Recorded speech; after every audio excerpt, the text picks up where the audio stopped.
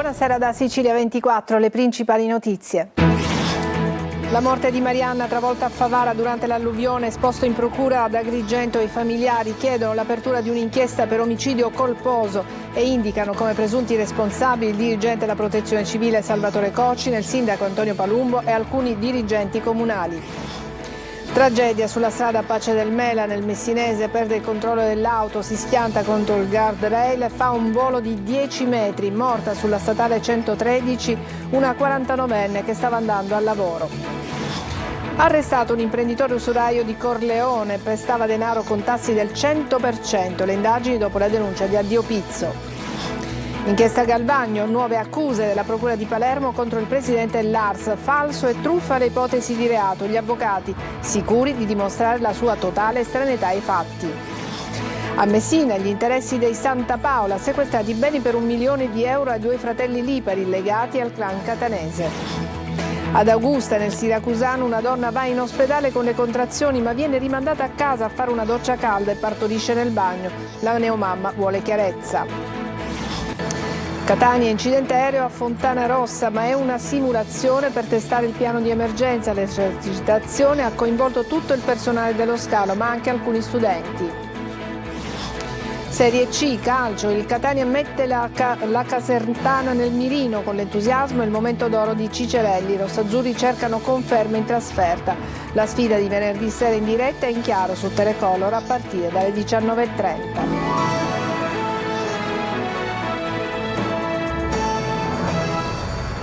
Bentrovati, alla fine è arrivato. I familiari di Marianna Bello, la 38enne travolta e uccisa dall'alluvione che si è abbattuto su Favara lo scorso 1° ottobre, hanno presentato un esposto alla Procura di Agrigento. Chiedono l'apertura di un'inchiesta per omicidio colposo ed accertare eventuali responsabilità sull'allerta meteo e sulla manutenzione dei canali per le acque reflue da parte del responsabile regionale della Protezione Civile Salvatore Cocina, del sindaco di Favara Antonio Palumbo e di altri funzionari del comune.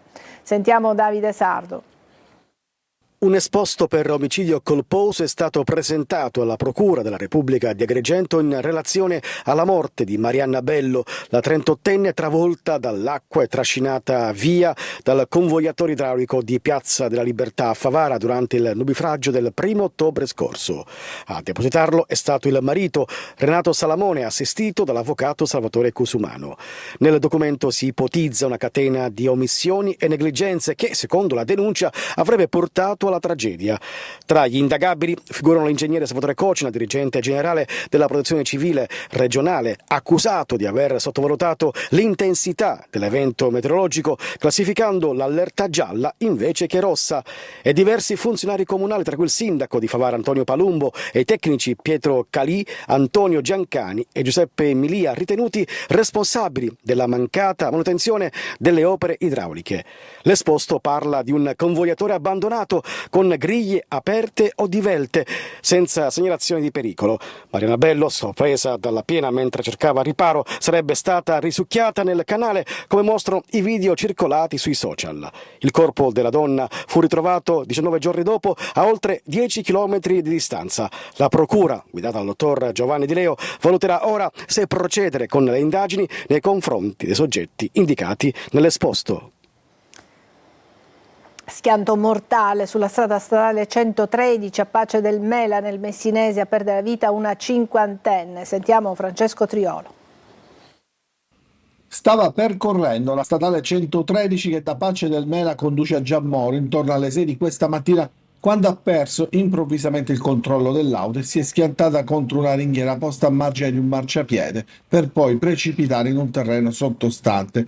Per Maria Rosa Cavò, 50 anni, non c'è stato nulla da fare, è morta sul colpo. A nulla sono serviti i soccorsi, sul posto anche i carabinieri che hanno eseguito i rilievi ed i vigili del fuoco che hanno recuperato l'autovettura precipitata lungo la scarpata ed estratto il corpo senza vita della donna. Maria Rosa Cavò era molto conosciuta, proprietaria del bar pasticceria La Casa del Dolce a Giammoro, e a quell'ora si stava recando al lavoro. Una tragedia per la comunità di Pace del Mela e un'altra tragedia per la famiglia Cavò, che appena 4 mesi fa, sempre per un incidente stradale, aveva subito la perdita del nipote Gabriele di 17 anni, morto a Messina in via Garibaldi in uno scontro tra il suo scooter e un'auto. A Corleone è stato arrestato un imprenditore che prestava denaro con tassi usurai del 100%. Le indagini dopo la denuncia di Addio Pizzo. Giusy Lazzara. Questa volta il commerciante non è la vittima, ma l'estortore. A Corleone, nel palermitano, ha arrestato un imprenditore agricolo incensurato che prestava denaro illegalmente con interessi usurai superiori al 100%.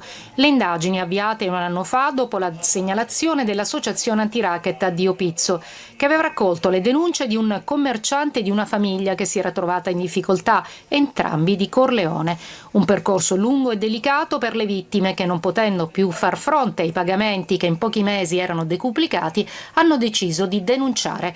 Così mesi di appostamenti, intercettazioni telefoniche, controlli bancari sono serviti agli investigatori per risalire all'intreccio perverso che legava l'estortore alle vittime.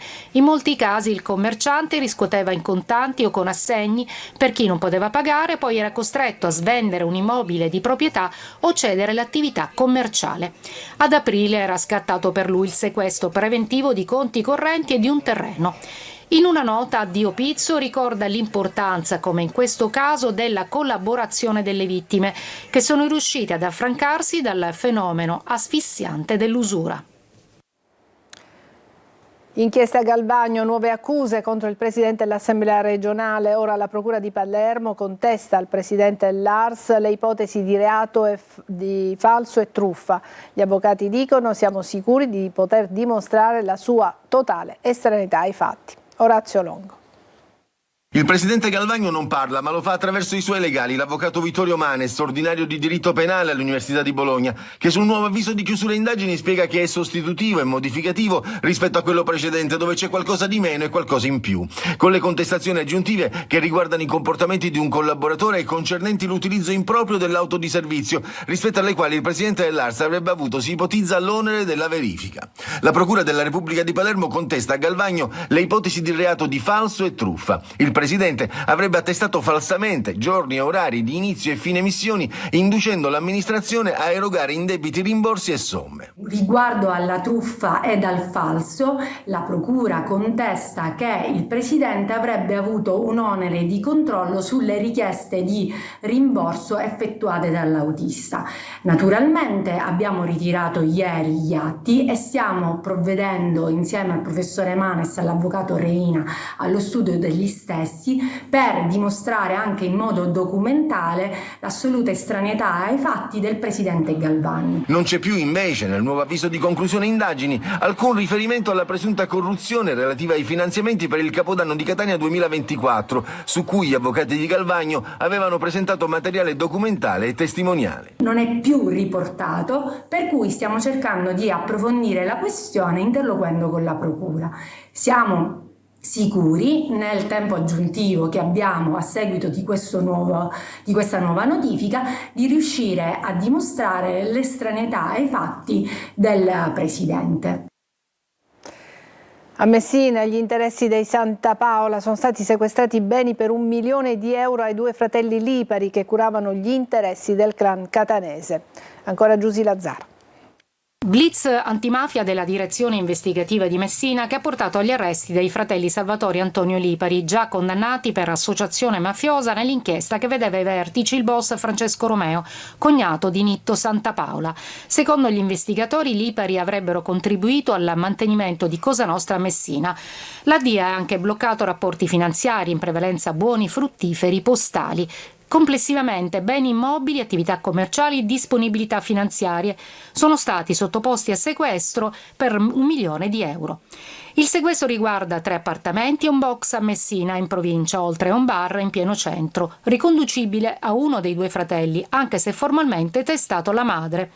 È stato accertato anche che i Lipari avrebbero garantito enormi favori per ampliare la loro ascesa professionale nel campo della distribuzione di farmaci.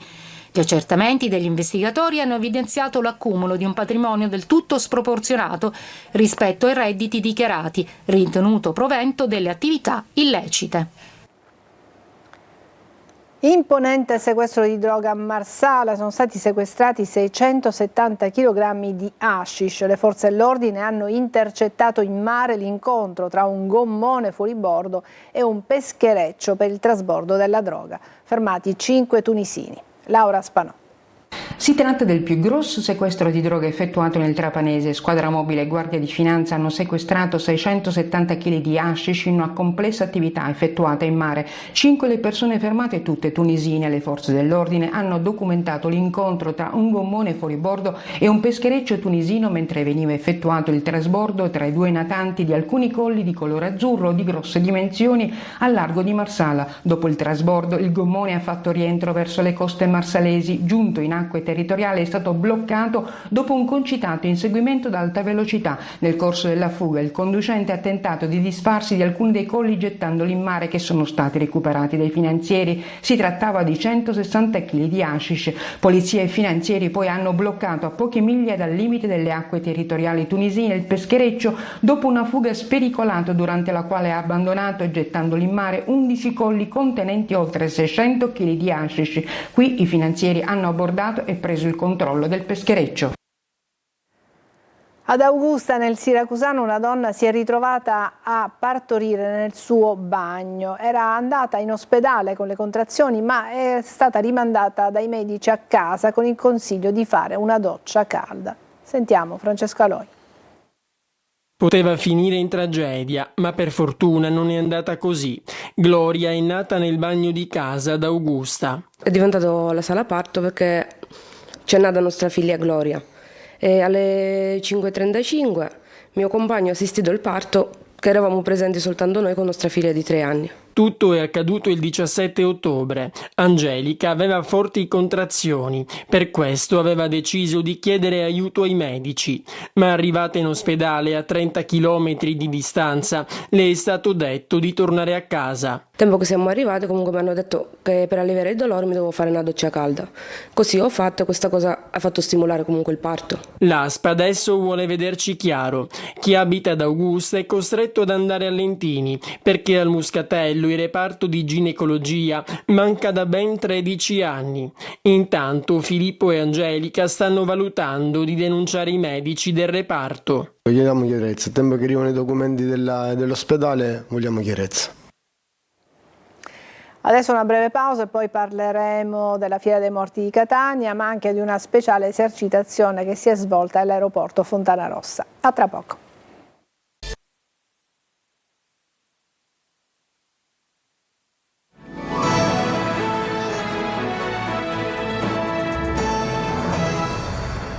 Venerdì a Catania sarà inaugurata la Fiera dei Morti. Oltre 150 gli stand nell'area del parcheggio MTS di Fontanarossa. La macchina organizzativa si è già messa in moto con particolare attenzione alla viabilità. Tonino De Mano. C'era mio fratello che voleva la tromba e mia madre non gliel'ha comprata. Un fucile, io ho 70 anni quasi, giusto? Ma non me l'hanno mai regalato, solo le pistole perché costavano di meno. Passano le usanze e le generazioni, ma le tradizioni non tramontano mai. E a Catania la Fiera dei Morti, appuntamento legato alla commemorazione dei defunti e alla festività di Ognissanti, è un evento da non perdere, per grandi e piccoli. Nell'area del parcheggio scambiatore Fontanarossa di AMTS saranno oltre 150 gli stand che comporranno l'area espositiva e commerciale con un'apposita zona dedicata al food e spazi gioco per i bambini. Io penso di avere l'onore di poter organizzare un evento di questo tipo. Abbiamo sentito molti catanesi, chi voleva il fucile, chi voleva la tromba, Musumeci da piccolo cosa voleva?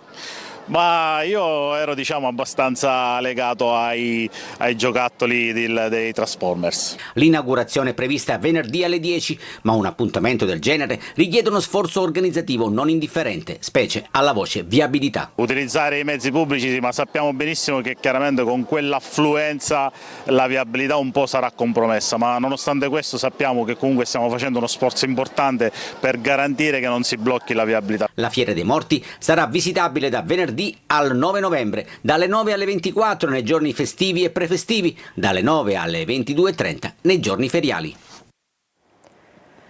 Un altro sito sessista è spuntato su internet, attrici, cantanti e sconosciute da spiare nude a loro insaputa, ma le foto porno sono false, sono montaggi creati con l'intelligenza artificiale e sono 7 milioni gli iscritti alla piattaforma, furiose le vittime e fioccano pure le denunce. Desiree Ferlito. E non si sa più, si scambia il vero da quello che può essere tutto falsificato. È un confine sottilissimo tra reale e finto, il modo sempre più pericoloso in cui sempre più spesso viene usata l'intelligenza artificiale. Si chiama Social Media Girls, il nuovo sito sessista che spoglia le donne, un forum con immagini ricreate, ma soprattutto un gigantesco laboratorio della violazione. Pornografia non consensuale e deepfake, ovvero immagini e video di una persona esistente a cui l'intelligenza artificiale può far fare di tutto. Una cosa bruttissima. Come ogni cosa l'intelligenza artificiale ha i suoi pro e i suoi contro, però penso che questo non sia positivo. Diletta Leotte, Elodie, Melissa Satta, Anna Tatangelo, Chiara Ferragni e tante altre le vittime. Instagram, Facebook, basta una foto nelle mani sbagliate per cadere nella rete oscura, nella faccia nera dell'intelligenza artificiale. Pubblichiamo una foto, non sappiamo che fine fa quella foto perché potrebbe essere ritoccata, denudata. Se io dovessi vedere un video di questo di mia moglie non ci crederei. Secondo lei potrebbe essere anche causa di divorzio? Può essere, può capitare che può essere una causa, certo. Se in Italia ci fosse la certezza della pena, io credo che tante persone eviterebbero anche di fare questa cosa. Il rischio concreto è che questi contenuti, una volta finiti nelle mani di decine di migliaia di utenti, vengano riutilizzati in circuiti di sextortion, ovvero una forma di estorsione online. In che mondo sta crescendo in questa gioventù? Sirene che suonano all'impazzata e forze di polizia che intervengono in aeroporto a Catania. Una esercitazione a Fontanarossa ha coinvolto tutto il personale dello scalo, ma anche alcuni studenti che hanno assistito ad una particolare simulazione di pericolo. Ci dice di più Simona Mazzone.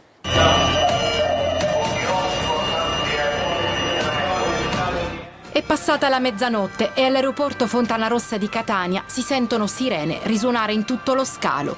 Niente paura, è un'esercitazione, quella del piano di emergenza aeroportuale, come previsto dalla normativa europea.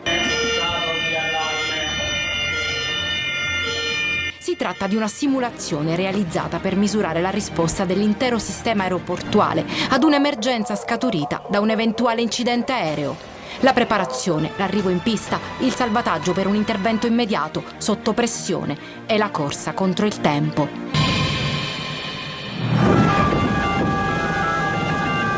Ad essere impegnati sul campo il personale in forza all'aeroporto, SAC, ENAC ed ENAV, insieme ai vigili del fuoco e alle forze di polizia del territorio, ma coinvolti anche in veste di passeggeri gli studenti degli istituti aeronautico Ferrarin e del Politecnico del Mare Duca degli Abruzzi per un'esperienza fuori dal comune. Simulazione simile alla realtà e alla fine l'intervento va a buon fine e tutti rientrano sani e salvi. Evron, confermo, zona sicura e agibile. La UIL Sicilia esprime la propria solidarietà e vicinanza a Vania Pellerito, operatrice responsabile del coordinamento delle politiche di igiene della CISL Palermo Trapani, vittime di un'aggressione in una delle sedi del patronato INAS CISL. Adesso una breve pausa e poi il calcio.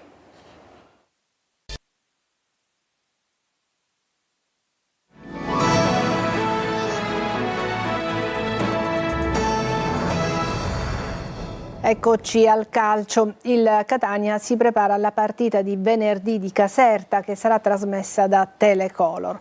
Uno dei protagonisti dell'ultimo periodo è Cicerelli. Nella settimana perfetta vissuta dal Catania sono stati 2 i gol del numero 10. Marco Carli.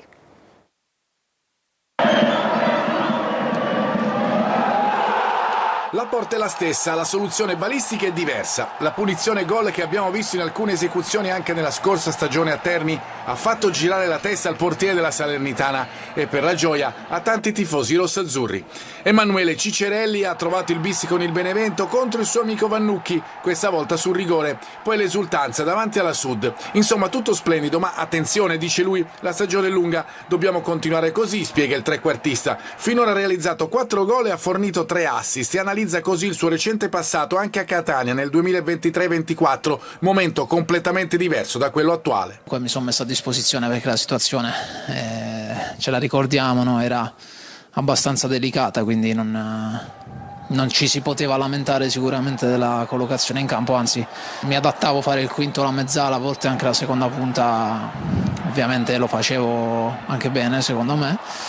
E poi l'anno scorso sì, c'è stato un allenatore che mi ha da subito detto che dovevo giocare più avanti per sfruttare comunque il tiro, comunque l'assist, queste cose qua. E poi quando inizi a far gol prendi consapevolezza che tutto viene più facile. Ciccerelli sarà fra i protagonisti anche di Casertana Catania, partita che venerdì Telecolor trasmetterà in chiaro 4 ore live a partire dalle 19:30 con un ricco pre-gara, la telecronaca dell'incontro e le interviste ai protagonisti.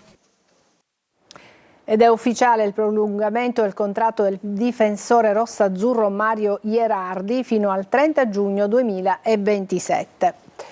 E da domani scatta il main round della Champions League di futsal che si terrà a Catania e vedrà protagonista la Meta campione d'Italia in carica. Sentiamo.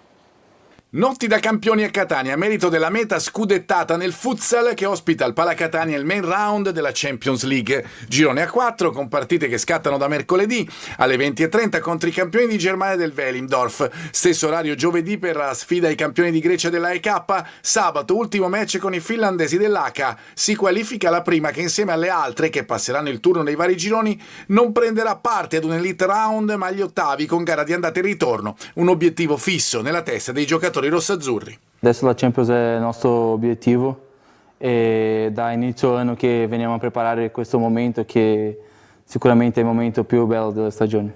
Sappiamo della nostra forza a casa, sappiamo dei nostri obiettivi anche che è qualificarsi e il lato buono è che hanno portato questo raduno qua a Catania. 3 giorni di passione per i cuori rossazzurri. La società, oltre agli ingressi per le singole partite, ha varato anche dei mini abbonamenti per l'intero girone. Il Palacatania sarà determinante per trascinare la squadra di Guarra.